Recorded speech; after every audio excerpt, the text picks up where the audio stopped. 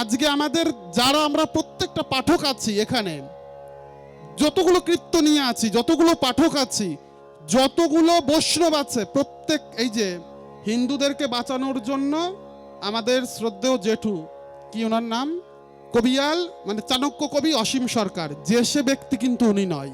তিনি যেভাবে হিন্দুদেরকে রক্ষা করার জন্য উঠে পড়ে লেগেছে, আমাদের প্রত্যেকটা সাধুগুরু বৈষ্ণব পথ পদাবলী কীর্তনিয়া কবিয়াল যারা যেখানে যে অবস্থায় আছেন, উনাকে সাহায্য করতে হবে।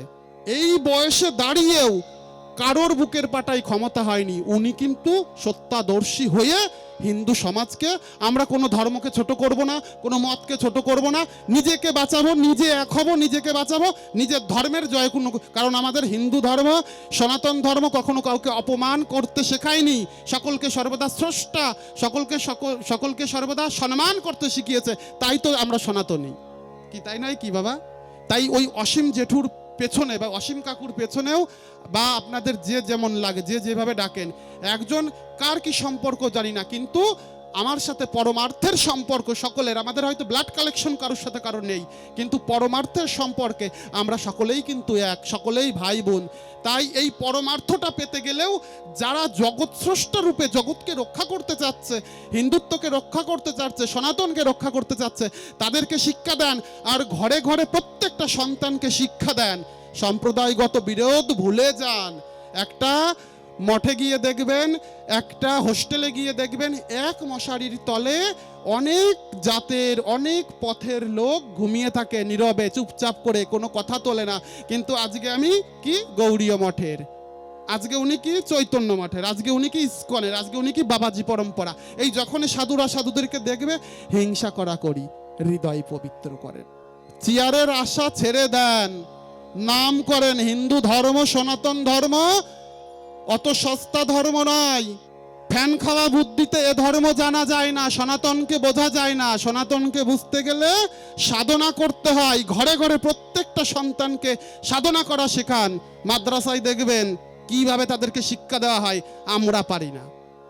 আমরা এই সাধুরা নিজেদের অহংকারের প্রবৃত্তিতে এমনভাবে জ্বলে পুড়ে মরছি, একে অপরের পরিপূরক হব কি, একে অপরের অসুর হচ্ছি, দ্বন্দ্ব করছি। ভিন্ন ধর্মের মানুষরা সেটা দেখে মজা লুটছে, তারা সংখ্যা গরিষ্ঠ হওয়ার চেষ্টা করছে, আমাদের মধ্যেই আমাদের ভাবধারাকে অবডাউকন করে বিদ্বেষমূলক পরিস্থিতি সৃষ্টি করছে, সুযোগের সদ্ব্যবহার করছে। এর জন্য এখনো সময় আছে, নালে আগত সময় ভয়ঙ্কর পরিস্থিতি হবে। বাইরে বেরোতে গেলে আমাদের কষ্ট হবে, মেয়েদেরকে, মায়েদেরকে, বাড়ির বউকে বাইরে বের করতে গেলে ভাবনা চিন্তা করে 10 বার ওই বুরকা পরেই ঘুরে বসে থাকতে হবে। এর জন্য আগে নিজেরা শিখুন, নিজেকেই জানুন। আর এই গীতা ভাগবত নিজেকেই জানাই, বড় কষ্ট লাগে তাই কথাগুলো বলছি, পরিস্থিতি দেখে কথাগুলো বেরিয়ে আসে। কারণ এই কথাগুলি না বললে আমাদের চেতনা তো জাগবে না। বিদ্রোহী একজন কবি হিরণময় গোস্বামী গোহত্যার বিরুদ্ধে কিভাবে উঠে পড়ে লেগেছে। সত্যযুগে ভগবান রক্ষা করেছে শ্রীহরি রূপে, ত্রেতা যুগে রামচন্দ্র রূপে রক্ষা করেছে গোমাতাকে, দাপরে কৃষ্ণ রূপে রক্ষা করেছে, কলিতে কারা রক্ষা করবে গোমাতাকে? এই গোমাতাকে বলুন, গোমাতাকে আমাদের আরাধ্য দেবী। তাদের উপরে যা অত্যাচার হচ্ছে, সেই অত্যাচারের বিরুদ্ধে যখনই আমাদের কেউ প্রতিবাদ করছে না, যখনই কোনো সাধু প্রতিবাদ করছে, সেই সাধুকেই আমাদের রাষ্ট্রের থেকেই আরো প্রেসার দেওয়া হচ্ছে। এর জন্য যাতে শক্তি পায়, সেই হিরণময় গোস্বামী বাবা, তিনি একজন বিদ্রোহী বৈষ্ণব। তিনি তো নিজের তো প্রচুর ঐশ্বর্য, চলে যান বৃন্দাবনে রাধাকুণ্ডে, রাধা কলোনিতে তার বিরাট ঐশ্বর্য রয়েছে। এই পশ্চিমবঙ্গে অনেক জায়গা আছে, তার কত ভক্ত, সে তো আনন্দের কোলেই আছে, রাস পোশাকে ঘুরে বেড়ায়, 4 চাকা গাড়িতে করে ঘুরে বেড়াতে পারে। তাহলে ধর্মের জন্য সে কেন লড়াই করছে? কারণ ধর্ম যদি বাঁচাতে পারে, একমাত্র ধার্মিক যারা সত্য, যারা সনাতনী, যারা মানবতাবাদী, তারাই কিন্তু এই ধর্মকে বাঁচাতে পারে। আর এই সত্যতা আসবে কখন, এই মানবতাবাদটা কখন আসবে? যখন আমরা ওই সাধুদেরকে দেখে, আরে আজকে পার্থিব জগতের একটা ডাক্তার বলে দিচ্ছে তুমি যাও, সে আমার বাঁচাবার আর গ্যারান্টি দেয়। লাল রঙের ট্যাবলেট খাও, নীল রঙের খাও, হলুদ রঙের খাও, তুমি বেঁচে যাবে। আরে ডাক্তার, তুমি বাঁচাবার আর কে? যদি তার ডাক একবার এসে যায় না, কোনো ডাক্তারের ক্ষমতা নেই আমাকে ধরে রাখবে। সে ডেকেছে, এসেছি, সে আবার ডাক দেবে, চলে যাবে। তার ডাক, তিনিই হচ্ছে সর্বেশ্বর ডাক্তার, পার্থিব জগতের ডাক্তার, কিছু নিয়মে আবদ্ধ, তাই তাদের অত জোর, আমরা তাদের কাছে যাই। আপনার ভেতরেই সেই জোরগুলি আছে, আপনি যদি সেই নিয়মগুলি পালন করেন, সেই নিয়মগুলি কোথায় পাবেন? সেই নিয়মগুলি এই গীতা, এই ভাগবতম, এই চৈতন্য চরিতামৃত, এই চৈতন্য ভাগবত, এই মহাজন পন্থা, এইগুলোর মধ্যেই আপনি পাবেন। একবারও খুলে দেখেন না, সময় নাই। অ্যান্ড্রয়েড মোবাইল দেখবার সময় আছে, চোখ দুটো নষ্ট করে ফেলছেন। কোমরে ব্যথা, পায়ে ব্যথা, এ ব্যথা, সে ব্যথা, কেন এত? এখানে মঙ্গল আরতি কে কে করেন বলুন তো? ভোরবেলা কে কে ওঠেন? বলছে উষা নিশাই, উষা নিশাই মন্ত্র সাধন, চলাফেরাই জপ, ইষ্টকে পরমারাধ্য গৌরচন্দ্র, ইষ্ট নির্দেশ মূর্ত করাই আমাদের তপ, অর্থাৎ আমাদের তপস্যা। কে কে করেন? করেন কেউ? বাচ্চা কাচ্চা মানুষ হবে কি করে? উচ্ছৃঙ্খল থাকবে না তো কি হবে? নিজেরা করবেন, অপরকে বলবেন। বলছে মুখে জানে যদ্রূপ, কার্যে হবে তদ্রূপ। আমি মুখে বলছি, ভাগবতের আসরে বসে মুখে বলছি আমি, অথচ যদি আমি বলি যে একাদশীর দিন পঞ্চ রবিশস্য বর্জন, একাদশীর দিন বাড়িতে গিয়ে দেখলেন আমি পঞ্চগ্রাস নিয়ে বসেছি, তাহলে আমার মন আর মুখ এক হলো নাকি বাবা? মুখে যদ্রূপ, কর্মে করবি তদ্রূপ। মন মুখ এক রাখতে হবে, তবেই মানসিকতা সৃষ্টি হবে। যখন মানসিকতা সৃষ্টি হবে না, তখন আমাদের মনুষ্যত্ব আসবে, আর যখন মনুষ্যত্ব আসবে তখন আমরা মহাপ্রভুর আদর্শ গ্রহণ করার চেষ্টা করব। এর জন্য মহাজনদেরকে, সাধকদেরকে, যারা এই সনাতন ধর্মকে রক্ষা করার চেষ্টা করছে, তাদের নাম করে, তাদের সাথে ডাইরেক্ট যদি না যেতে পারেন, অনলাইনের মাধ্যমে তাদেরকে সাহায্য করুন। তাদের নামে নাম বেশি বেশি করে হরিনাম জপ করুন। নাম করতে কোনো মন্ত্র নেওয়া লাগে না, কোনো দীক্ষা নেওয়া লাগে না। যারা বলে তারা ফালতু কথা বলে, তারা মিথ্যা কথা বলে। নাম অভিন্ন, নাম যে কেউ করতে পারে, 1 থেকে 100 বছর পর্যন্ত কণ্ঠীমালা পড়তে পারে, হরিনাম করতে পারে। হরিনামের কোনো অবন্ধ কথা হয়ে হরিনাম করো, নিত্যানন্দ প্রভু বলছে। কোনো বন্ধনে আবদ্ধ থাকবে না, হরিনাম প্রত্যেকেই করতে পারে। আপনি খান না, আপনি যা খান খান, কোনো অসুবিধা নাই, কিন্তু নাম করেন। যদি আপনার তুলসী মালার জোর থাকে, যদি আপনার নামের জোর থাকে, আপনাকে সঠিক পথ, সঠিক দিশা দেখাবেই। কি সত্যি কথা? এই আপনারা কষ্ট পাচ্ছেন নাকি? বলবো ভাল লাগছে বাবা?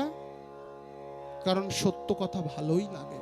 সত্য যদিও অপ্রিয় হয়, যদিও তেতো হয়, তথাপি কিন্তু তার ভেতরে মঙ্গল লুকিয়ে রয়। আমার জানা এইটুকুই কিন্তু মনে হয়।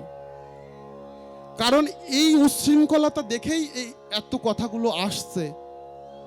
ঘরে ঘরে সাধুর দরকার নেই, ঘরে ঘরে সত্য পুরুষের, সত্য মানুষের দরকার।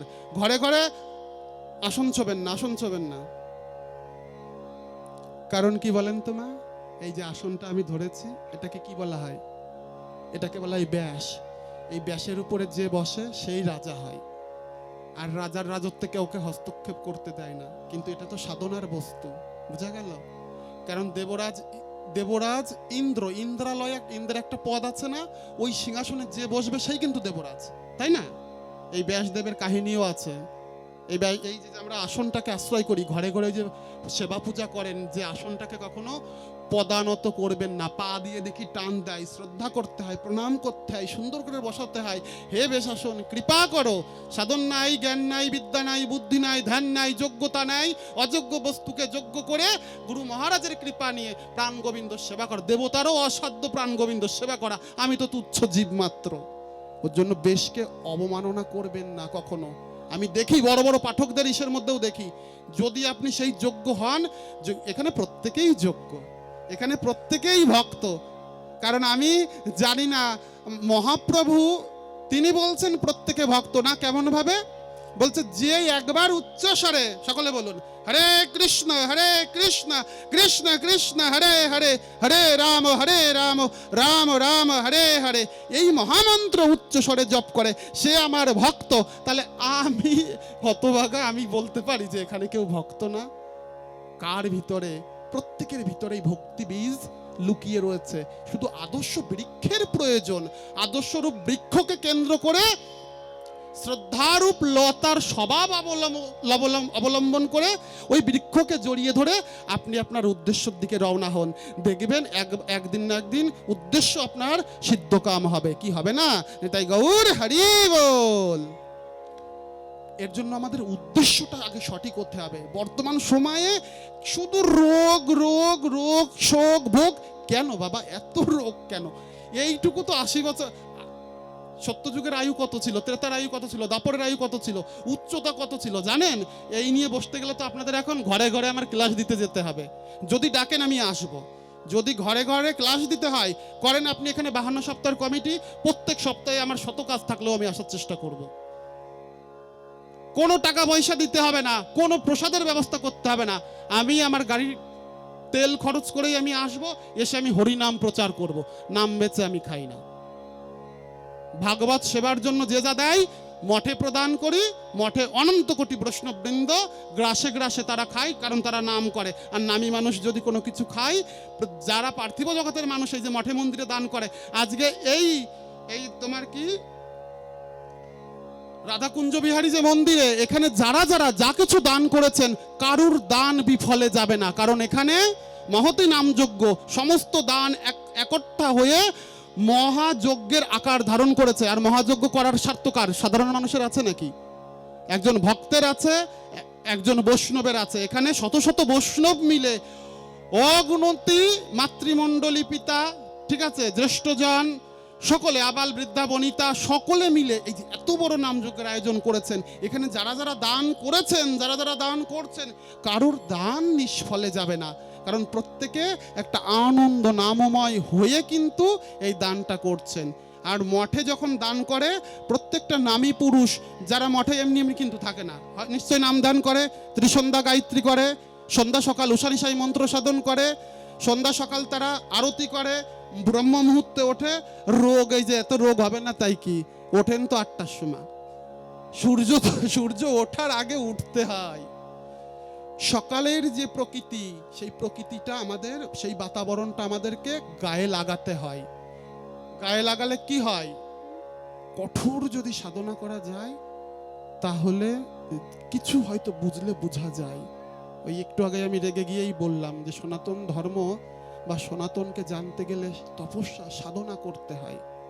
তাই এই মঠে যারা দান করে, এই মন্দিরে শ্রীমন্দিরে সৎ সাধুকে যারা দান করে, তাদের দান কখনো বিফলে যায় না।